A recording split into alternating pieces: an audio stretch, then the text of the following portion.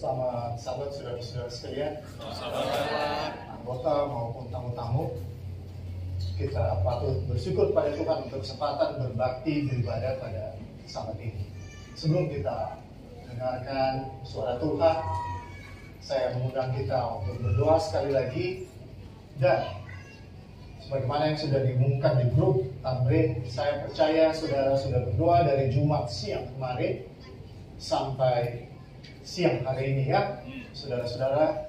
Dan satu permintaan, tolong juga saudara berdoa selama firman Tuhan ini disampaikan. Kalau Rasul Paulus saja meminta didoakan agar dia berani menyampaikan firman Tuhan, apalagi saya ya saudara-saudara. Mari kita tunduk kepala, kita berdoa. Tuhan, sekali lagi kami mempersatukan doa kami, dan Engkau berjanji di mana 2-3 orang sepakat untuk memohon apa saja, Engkau akan mendengarkan doa kami. Saat ini kami lebih dari 2 atau 3 orang Tuhan. Kami sepakat agar Engkau yang berbicara kepada kami. Kami sepakat agar Roh Kudus dicurahkan kepada kami. Engkau berjanji, jadi jika kamu yang jahat tahu memberikan pemberian yang baik kepada anak-anakmu, apalagi Bapamu yang di surga akan memberikan Roh Kudus kepada mereka yang meminta kepadanya. Saat ini kami meminta Tuhan, kami meminta lebih dari apapun agar Engkau memberikan kami Roh Kudus, supaya firman-Mu akan menerangi, menguatkan, menghibur hati kami ya Tuhan, dan mengubah hati kami yang belum sesuai dengan kehendak-Mu agar seturut dengan kehendak-Mu. Tuhan hadir bersama dengan kami. Di dalam nama Tuhan Yesus kami sudah berdoa dan mengucap syukur. Amin. Saudara-saudara, kita ada di bagian kedua dari khotbah saya sebelumnya mengenai pencuri pada malam. Ya, pencuri pada malam di seluruh isi Alkitab terdapat di dalam 1 Timotius 5 ayat 2. Mari kita buka Alkitab di dalam 1 Timotius 5 mulai ayat 1 supaya kita tahu konteksnya. Tetapi tentang zaman dan masa, saudara-saudara, tidak perlu dituliskan kepadamu. Ini agak lucu saudara-saudara. Rasul Paulus bilang bahwa tentang masa, tentang zaman dan masa kedatangan Yesus yang kedua kali itu tidak perlu dituliskan kepadamu, tapi dia tulis juga. Iya kan? Iya, dia tulis juga saudara-saudara. Ya, tidak perlu dituliskan kepadamu. Kenapa? Karena kamu tahu benar-benar bahwa Yesus datang seperti pencuri pada malam. Jadi frase pencuri pada malam hanya ada di dalam 1 Tesalonika 5 ayat 2.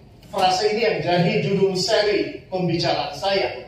Saudara mungkin akan terus mendengarkan pencuri pada malam jika ketika saya akan menyampaikan khotbah.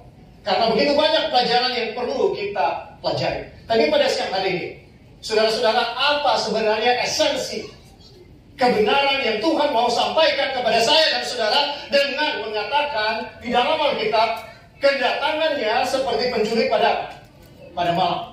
Apakah ini pendapat dari Rasul Paulus? Tidak, saudara-saudara. Dia ambil pendapat tentang kedatangan Yesus seperti pencuri pada malam dari ayat inti yang dibaca oleh Pak Ketua tadi. Ya, ini ide dari Tuhan Yesus yang pertama kali menyampaikan, diambil oleh Rasul Paulus, Rasul Petrus, dan Rasul Yohanes menyampaikan hal yang sama. Pencuri pada malam, ya, ini hanya disebutkan di dalam 1 Tesalonika 5 ayat 2. Nah, kita kembali kepada ayat inti kita di dalam Matius 24 mulai ayat 42 sampai 44. Karena itu berjaga-jagalah. Karena itu apa katanya? Berjaga-jagalah, sebab kamu tidak tahu pada waktu mana, pada hari mana Tuhan apa datang. Tuhan Yesus menyatakan kepada umat-umat Tuhan, kepada murid-muridnya, kepada saya dan saudara yang percaya, kepada pemberitaan daripada murid-muridnya, bahwa berjaga-jagalah. Sebab kita tidak tahu pada waktu mana, pada hari mana Tuhan apa? Tuhan datang. Saudara-saudara, ya, Kita tidak tahu pada waktu mana Tuhan datang. Itu tidak bisa dibantah. Tuhan Yesus bahkan mengatakan dari awalnya ya, tetapi tentang ayat 4, ayat 36. Ya, ini perikop ini dimulai di situ. Tetapi tentang hari dan saat itu tidak seorang pun yang tahu. Malaikat-malaikat di surga tidak, dan anak pun tidak, hanya apa? Hanya Bapa sendiri.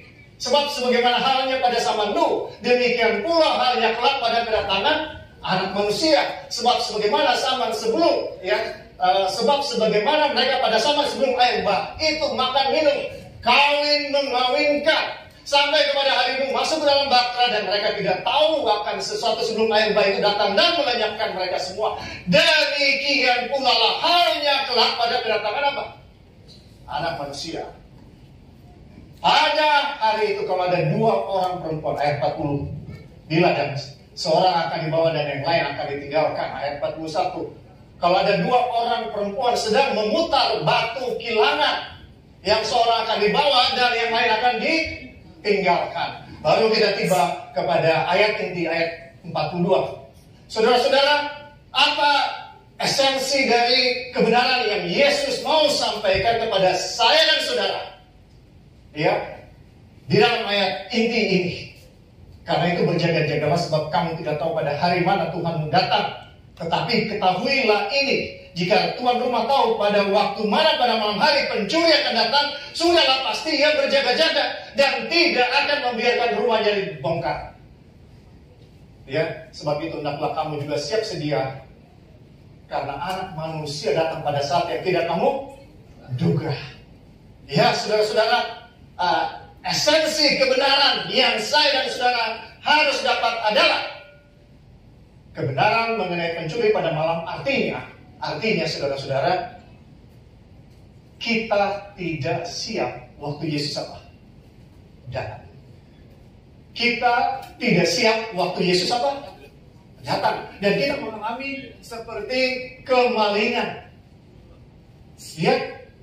Tetapi saya mau sampaikan, yang siap tidak akan mengalami pengalaman pencuri pada malam. Jadi saudara-saudara, ada 2 kelompok. Ada 2 kelompok di akhir zaman. Ya, yang sama seperti pada zaman apa? Zaman Nuh. Waktu air bah datang, saudara-saudara, ada orang yang siap dan ada yang tidak siap. Yang siap, Nuh dan keluarganya hanya 8 orang, dan mereka tinggal di dalam bahtera. Sementara yang tidak siap ada di luar apa? Di luar bahtera. Mereka makan, minum, dan kawin mengawinkan, ya, sampai kepada hari Nuh masuk ke dalam bahtera. Mereka tidak tergerak untuk ikut masuk. Bahkan ketika binatang-binatang itu masuk ke dalam bahtera, mereka tidak tergerak untuk apa? Untuk masuk. Saudara-saudara, Tuhan Yesus tidak mau saya dan saudara mengalami apa yang dialami oleh orang-orang yang tidak ada di dalam bahtera waktu air bah itu datang. Amin, saudara-saudara. Itu sebabnya dia ingatkan kepada saya dan saudara, dia tidak mau umat-umatnya, gereja Masihat dari ke-7, orang Kristen, waktu dia datang tidak apa? Siap. Saya mau bertanya secara jujur kepada saudara-saudara. Menurut saudara, dan gak usah lihat kiri, gak usah lihat kanan, menurut saudara, kalau Tuhan Yesus datang sekarang, berapa banyak yang percaya bahwa mereka siap untuk dijemput masuk ke dalam kerajaan surga? Saudara nggak perlu angkat tangan. Tapi ini pertanyaan yang sangat penting. Kalau Yesus datang sekarang, apakah kedatangan Yesus seperti pencuri bagi saya dan saudara? Atau kita seperti Nuh, siap untuk menyambut dia? Yesus berkata, janganlah gelisah hatimu. Percayalah kepada Allah, percayalah juga kepadaku. Di rumah Bapakku banyak tempat tinggal. Jika tidak demikian, tentu aku mengatakannya kepadamu, sebab aku pergi ke situ untuk menyediakan tempat bagimu. Dan apabila aku telah pergi ke situ dan telah menyediakan tempat bagimu, aku akan datang kembali dan membawa kamu ke tempatku, supaya di tempat di mana aku berada, kamu pun berada. Saudara, saya tidak pernah bosan mengklaim atau membaca, menghafalkan janji Tuhan Yesus ini. Dia tidak pernah berdusta. Dia pasti datang, saudara-saudara. Amin. Iya, dia pasti datang. Di khotbah sebelumnya kita sudah bahas apa perbedaan hamba yang setia dan bijaksana dengan hamba yang jahat. Perbedaannya cuma satu. Mari kita lihat ya. Siapakah hamba? Ayat 45 Matius 24. Siapakah, 45. Matius 24 ayat 45. Siapakah hamba yang setia dan bijaksana yang diangkat oleh tuannya atas orang-orangnya untuk memberikan mereka makanan pada waktunya? Berbahagialah hamba yang melakukan tugasnya itu ketika tuannya itu datang. Aku berkata kepadamu, sesungguhnya tuannya akan mengangkat dia menjadi pengawas segala miliknya. Nah, sekarang perbedaannya. Akan tetapi, saudara, ketika ada kata tetapi, ini suatu perbandingan yang bertolak belakang. Akan tetapi apabila hamba itu jahat dan berkata di dalam hatinya, Tuanku tidak datang, lalu mulai memukul hamba-hamba lain dan makan minum bersama-sama pemabuk-pemabuk, maka dengarkan saudara-saudara, maka tuannya itu akan datang pada hari yang tidak disangkakannya dan pada saat yang tidak diketahuinya, dan akan membunuh dia dan menjadikan dia senasib dengan orang-orang munafik. Di sanalah akan terdapat ratapan dan kertakan gigi. Apa kurang jelas saudara-saudara apa yang membuat perbedaan dari dua kelompok ini di akhir zaman? Perbedaannya adalah saudara dan saya mungkin tidak mengatakannya. Oh, saya tidak percaya Yesus akan segera datang. Mungkin. Tapi di dalam hati kita, saudara-saudara, secara jujur, apakah kita merindukan kedatangan Yesus? Atau kita mau menikmati dunia dulu? Sesudah itu, baru mungkin saya akan pikir-pikir menyerahkan hidup saya sepenuhnya kepada Tuhan. Apakah kita sungguh-sungguh mau Yesus segera datang, merindukannya? Kalau kita tidak punya hubungan intim dengan Tuhan Yesus, kita tidak merindukan kedatangannya. Tidak, saudara. Bagaimana kita merindukan seseorang yang tidak kita kasihi? Kita merindukan seseorang yang kita kasihi, bukan yang tidak kita kasihi. Dan kalau kita tidak punya hubungan intim secara pribadi, kita tidak akan mau segera bertemu dengan dia.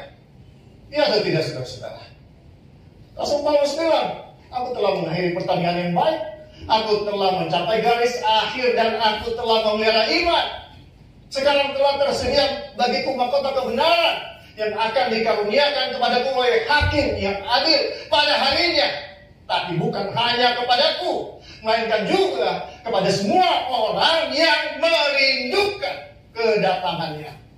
Apa saya dan saudara betul-betul rindu kepada kedatangan Yesus? Kita bertanya kepada diri kita, apa kita rindu? Itu bahasa Indonesia, merindukan. Tapi bahasa aslinya mengatakan mencintai. Saudara, apakah kita mencintai Yesus? Kita mencintai kedatangannya? Ya, tergantung lagu apa yang kita pilih. Kalau kita mencintai kedatangannya, kita akan pilih lagu-lagu yang menyatakan Yesus mau datang segera. Lagu-lagu yang semakin jarang kita dengar di gereja ini. Saya besar di gereja ini, saudara. Lahir tahun 73. Saya tahu persis bagaimana kita dulu selalu menyampaikan penggambaran Yesus mau datang. Tetapi apakah jangan-jangan kita mulai lelah, saudara-saudara? Boleh ditampilkan kutipan pertama yang saya mau baca. Ya, ini disclaimer ya. Khotbah ini tidak ditujukan kepada satu orang pun, tapi ditujukan kepada saya dan siapapun yang merasa. Ya, dengarkan.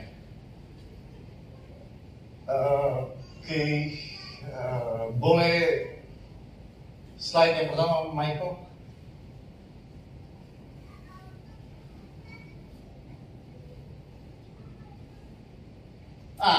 Ini dia. Saudara, ini adalah kutipan buat saya. Ya, pengkhotbah tidak boleh ragu-ragu menyampaikan kebenaran seperti yang terdapat dalam firman-Nya. Biarlah kebenaran menyakitkan. Saya perlu jelaskan apa maksudnya Roh Nubuat dengan mengatakan biarlah kebenaran menyakitkan. Ya, Tuhan bukan mau menyakiti saya dan saudara dengan firman-Nya, tidak. Ya, tetapi yang namanya kebenaran itu memang sakit. Betul atau tidak, saudara? Yang enak tidak sakit. Kebenaran apa? Kebenaran sakit, saudara. Ya, kebenaran sakit. Kepada saya telah ditunjukkan mengapa pendeta tidak lebih berhasil. Mereka bisa saja lebih berhasil, tetapi ini kutipan mengatakan mengapa pendeta tidak lebih berhasil. Dan saudara nilai, apakah ini suatu kebenaran atau ini sesuatu yang tidak benar? Kepada saya telah ditunjukkan mengapa pendeta tidak lebih berhasil. Mereka takut menyakiti perasaan. Saudara perlu berdoa bagi saya. Kalau saya takut menyakiti perasaan ketua jemaat, perasaan anggota-anggota jemaat, maka lebih baik saya tidak jadi pendeta. Ya, saudara-saudara, firman Tuhan ini bilang, mereka takut menyakiti perasaan, takut untuk menjadi tidak baik, dan mereka menurunkan standar kebenaran dan menghindari jika bisa kekhususan dari iman kita. Saya jelaskan apa maksud daripada pena inspirasi di sini. Nyonya White mengatakan kepada kita bahwa para pendeta menurunkan apa? Standar. Daripada saya dimusuhi, dibenci, saya lebih baik diam kalau saudara bawa kue tart di gereja. Ya, saya bicara apa adanya, saudara-saudara. Ya, kita orang yang tahu kebenaran. Kita tahu tubuh kita adalah bait suci Allah. No offense kepada yang bawa hari ini, ya saudara. Saudara sudah bawa beberapa sahabat, saya nggak pernah ngomong. Ya. Tapi saudara-saudara, ya, mari kita menggunakan pikiran kita. Gula penyebab nomor 1 kanker. John Hopkins University, salah satu medical school terbaik di Amerika, di dunia, mengkonfirmasi fetal cancer nomor 1 adalah gula. Terus kita biarkan itu terjadi di gereja. Pak Ketua sudah bicara, saya hanya mengulangi.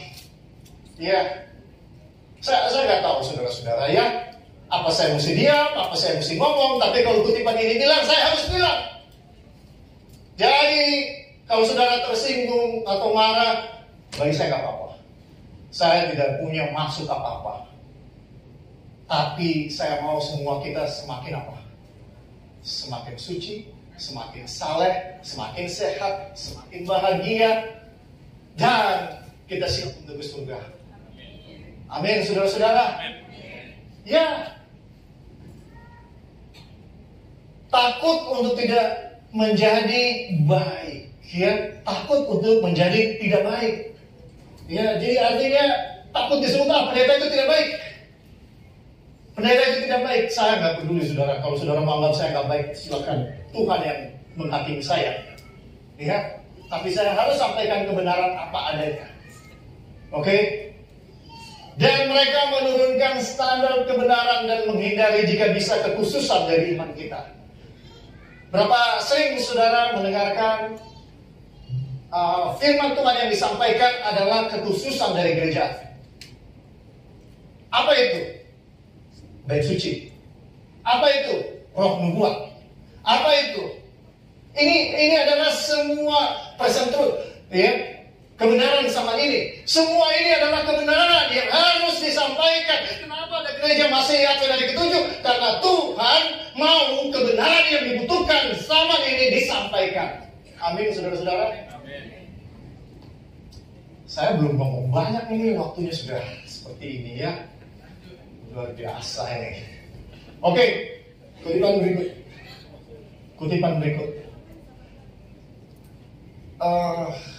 Kepotong ini kayaknya ya.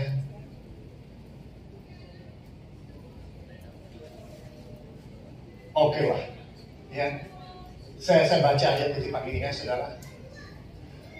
Tidak ada yang setan lebih takutkan. Wah, saya senang nih. Saya jadi tahu ada yang setan takutkan. Dan dibilang ini, tidak ada yang lebih, ya. Oh, makasih Michael, dibalikin supaya lengkap ini kutipan. Saya melihat bahwa Tuhan tidak dapat membuat pekerjaan seperti ini berhasil. Kebenaran harus dibuat lebih tajam. Dan keputusan harus dibuat. Sementara pendeta yang palsu berseru damai dan mengkhotbahkan hal-hal menyenangkan. Hamba-hamba Allah harus berteriak dengan nyaring, tidak menahan-nahan, dan menyerahkan hasilnya kepada Tuhan. Jadi saya hanya menyampaikan tugas saya. Ya saudara-saudara, saya berteriak menyampaikan firman Tuhan.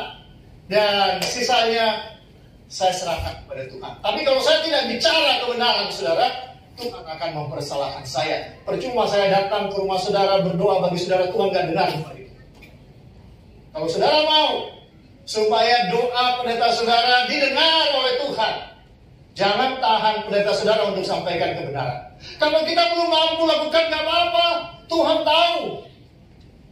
Tapi paling tidak kebenaran yang disampaikan, perlahan-lahan kita coba untuk apa? Ikuti kebenaran itu. Ya, saya juga tidak punya pikiran bahwa anak SD harus dikasih pelajaran universitas. Tapi apakah saudara bisa disebut orang Advent SD? Gereja ini sudah bertahun-tahun ada. Iya kan? Kita ini sudah PhD, saudara-saudara, PhD semua kita. Soal perdebatan di gereja, soal kebenaran kita PhD semua. Ya, jadi jangan lagi mau susu. Sudah harusnya makanan apa? Keras. Ya. Kalau saudara tanya sama saya nggak suka bermusuhan dengan siapapun, bertentangan dengan siapapun. Itu pekerjaan yang paling berat Tuhan kasih bagi saya jadi pendeta. Banyak dimusuhi orang. Ya, enggak menyenangkan jadi pendeta. Saya bilang kalau saudara berpikir mau jadi pendeta, pikir baik-baik orang muda ya. Tidak menyenangkan. Tapi saya bukan mau discourage saudara jadi pendeta. Ya. Tapi ini pekerjaan yang berat. Pekerjaan yang berat saya mau sampaikan.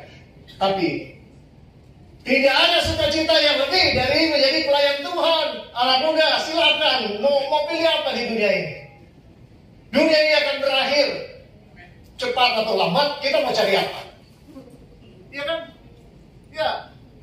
Kalau Anda belum memutuskan mau jadi apa yang masih SMA, jadi pelayan Tuhan.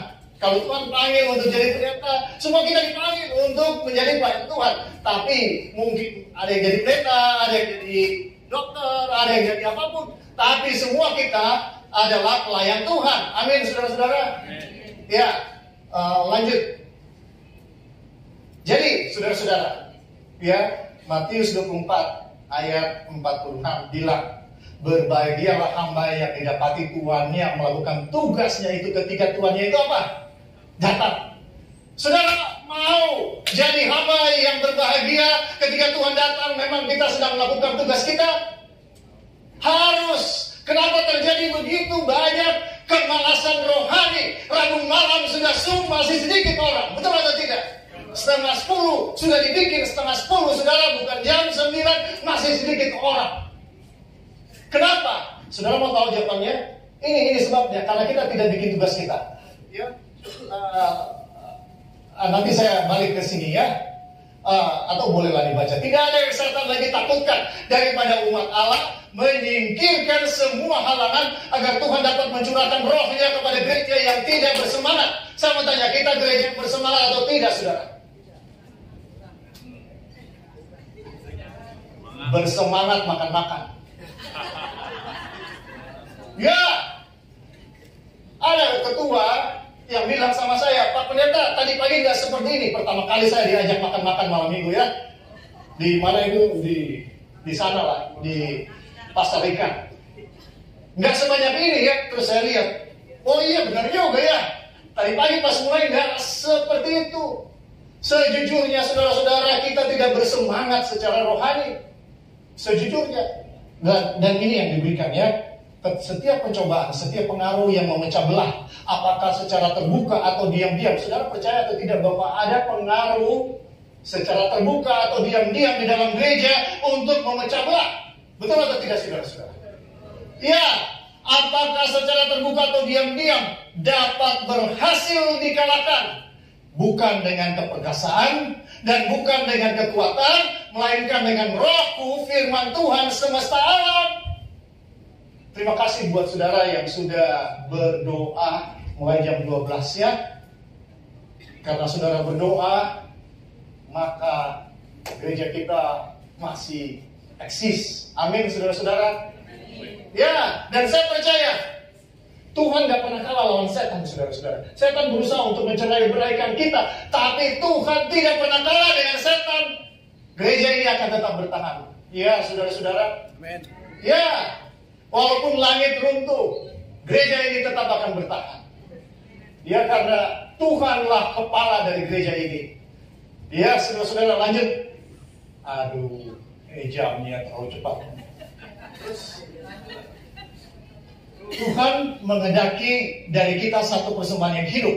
Kita harus menggunakan waktu, talenta, harta, dan segala kemampuan kita dalam keadaan yang terbaik dalam pelayanan tanpa menginginkan kredit bagi diri kita. Saudara, kalau saudara bisa bawa 1000 jiwa dibaptis ke dalam kebenaran, itu kuasa Tuhan, bukan karena kita. Betul atau tidak? Masa kita mau bersaing dengan Tuhan, siapa yang paling berjasa dalam pekerjaan Tuhan, siapa yang paling berjasa dalam gereja ini? Tidak ada. Semua kita melayani dengan tulus. Harusnya begitu. Ya, semua jadi masalah ketika kemuliaan Tuhan dicuri oleh saya dan saudara.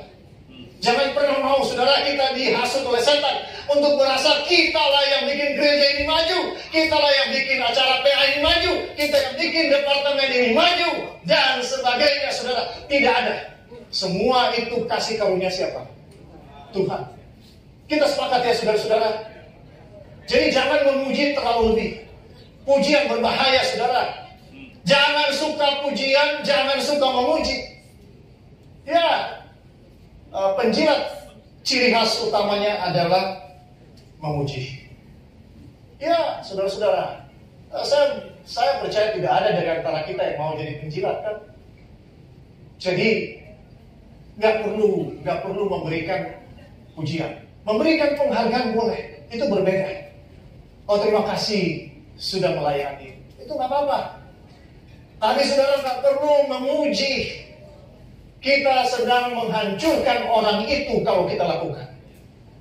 Ya, sudah lihat apa yang terjadi ketika BWA mulai bikin paduan suara, ya, dan mereka mulai menyanyi.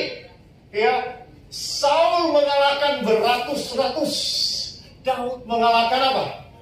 Beribu-ribu, berlaksa-laksa lagi. Apa yang terjadi kemudian, saudara? Saul iri. Dan sepanjang hidup Saul, dia nggak memiliki kebahagiaan damai. Yang ada apa? Kebencian, roh jahat. Ya, saudara-saudara, hati-hati. Tidak ada manfaat rohani daripada memberikan pujian. Nggak ada, saudara. Saudara boleh baca Kejadian sampai Wahyu. Itu Rasul Paulus bilang, puji-pujian yang sia-sia. Kita bersyukur kalau ada kemajuan dalam pekerjaan Tuhan di segala lini. Tapi biarlah kemuliaannya kepada siapa? Kepada Tuhan, bukan saya, bukan saudara. Ya, saudara-saudara. Oke. Sudah sampai di mana? Ya. Kristus sedang menunggu dengan sangat rindu bagi pembuktian dirinya dalam jemaatnya.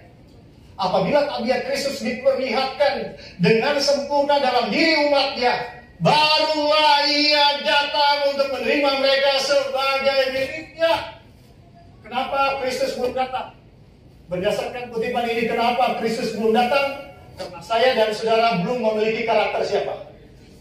Kristus. Bagaimana supaya kita memiliki karakter Kristus? Kita perlu orang yang memfitnah kita. Kita perlu orang yang mempersalahkan kita. Kita perlu orang yang membenci kita. Kita perlu orang yang menganiaya kita. Nggak ada jalan lain, saudara. Ini jalannya. Kenapa pelayanan di gereja yang begitu simple selalu jadi masalah? Karena setan bekerja. Karena ada kepentingan diri. Tapi kalau kita memiliki karakter Yesus, maka Tuhan akan segera apa? Segera datang. Ya, jadi ketika saudara dihina, direndahkan, dianiaya, terima kasih. Saya kelihatannya ngomong gampang ya. Tapi memang mesti terima kasih saudara. Karena kalau tidak, kita tidak akan terlatih untuk memiliki karakter siapa? Kristus. Supaya kita memiliki karakter Kristus, kita harus mengalami semua yang dialami oleh Kristus. Ya, kalau tidak saudara jangan coba-coba masuk ke dalam pelayanan ini. Ini namanya pelayanan. Tetapi sesungguhnya penganiayaan. Ya, hanya ada dua pilihannya. Saudara jadi hamba yang jahat, yang memukul hamba-hamba yang lain, atau saudara jadi hamba yang setia dan bijaksana. Pilihannya hanya itu. Yesus telah memilih untuk dianiaya. Bagaimana saya dan saudara? Ya. Sesungguhnya ini yang terjadi.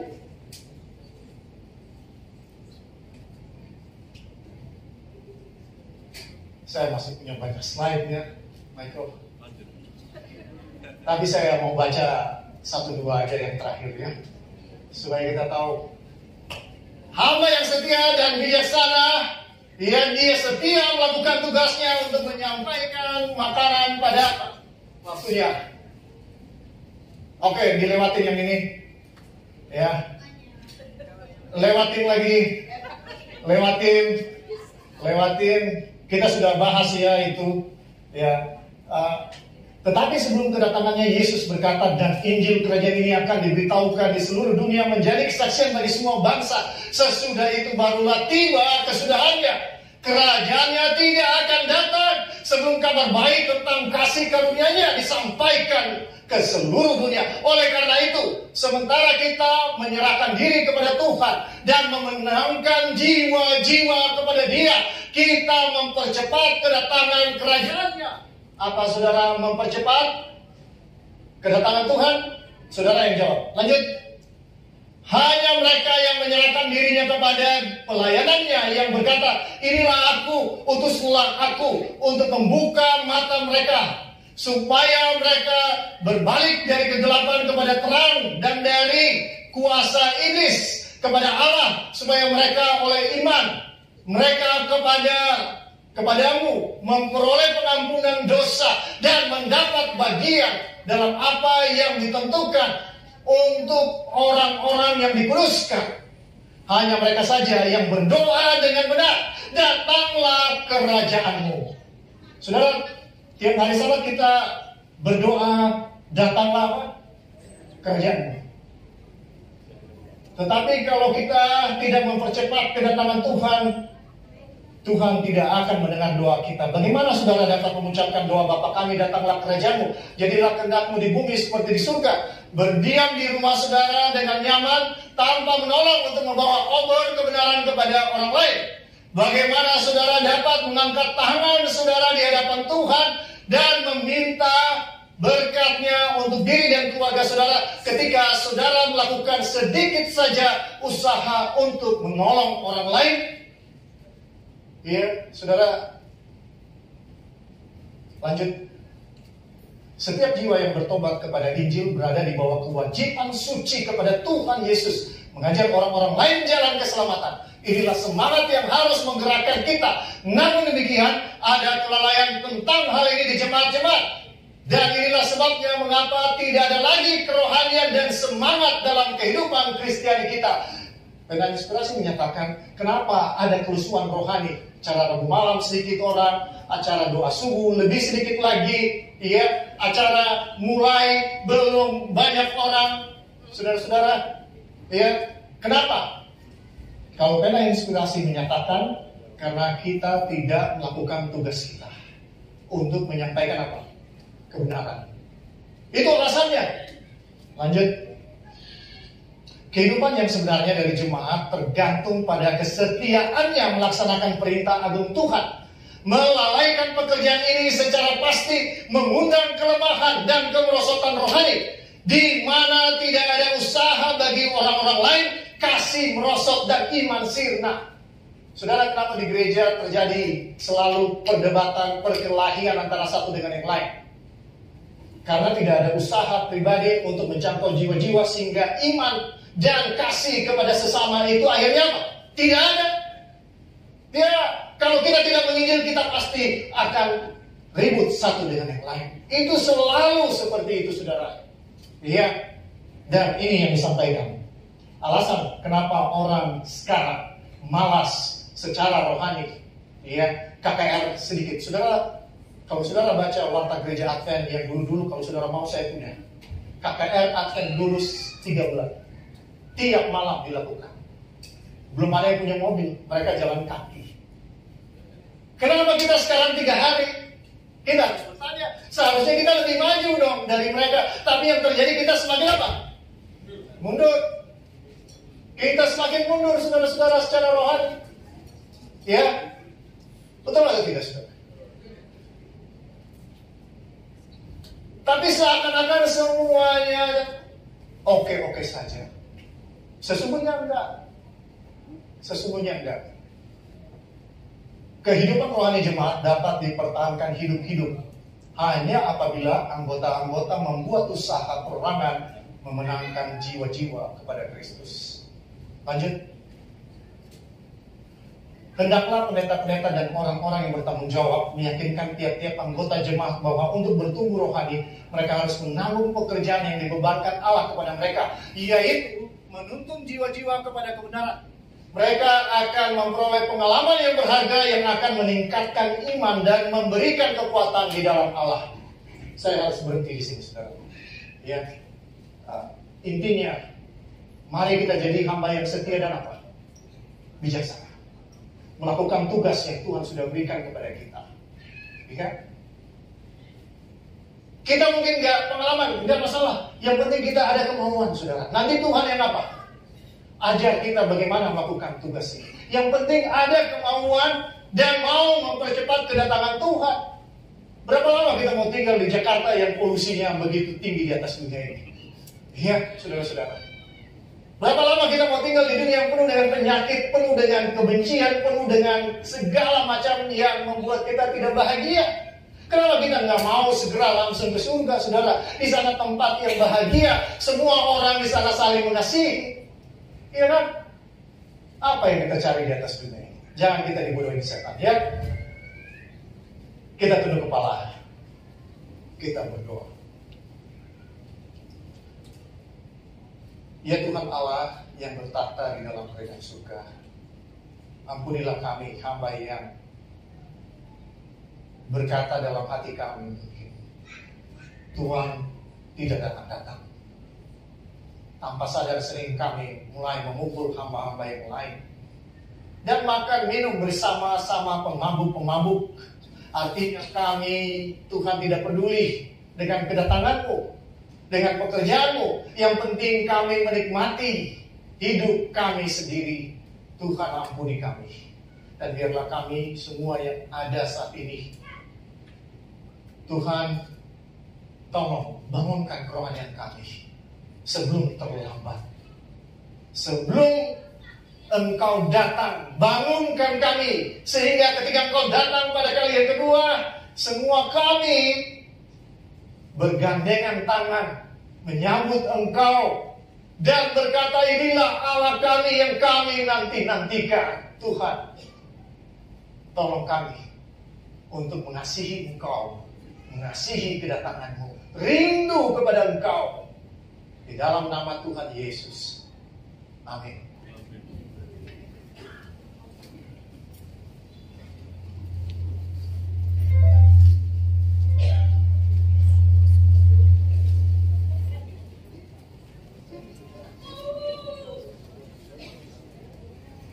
Mau sedia, I want to be ready when Jesus comes. Kita nyanyikan ayat pertama oleh pria saja, ayat kedua oleh wanita. Kita kita sambut firman Tuhan dengan berdiri dan nyanyikan lagu